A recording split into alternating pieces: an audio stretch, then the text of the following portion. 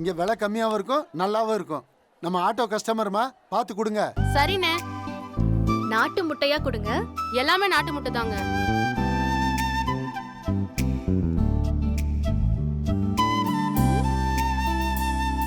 DD காஷன்ல முக்கி எடுத்து நாட்டு முட்டைன்னு சொல்லி விப்பாங்களே, அப்படிலாம் இல்லல்ல. எல்லாமே ஒரிஜினல் நாட்டு முட்டை தான். படிச்ச பொண்ணுமா, பார்த்து கொடுங்க. எங்களை மாதிரி எல்லாம் இவங்களை ஏமாத்த முடியாது.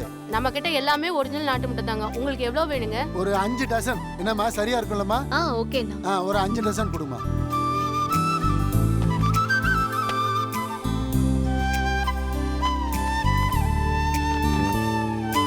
இந்தாங்க. அம்மா, நான் இதை பத்திரமா ஆட்டோல வச்சுட்டு வந்துடுறேன். காசு கொடுத்துட்டு இங்கேயே இருங்க, நான் வந்துடுறேன்.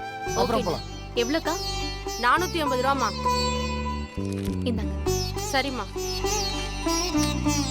தேங்க்ஸ்க்கா. போலாமாமா?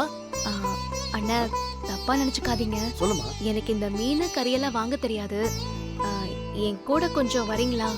உங்க பொழப்ப கெடுக்கிறேன்னு நினைக்காதீங்க. என்ன தங்கச்சியா நினைச்சு என் கூட கொஞ்சம் வாங்கினேன். நான் வெயிட்டிங் சார்ஜ் கூட தரேன். எனக்கு இவங்க கேக்குறதும் நான் பேசுறதும் சிங்கே ஆகல.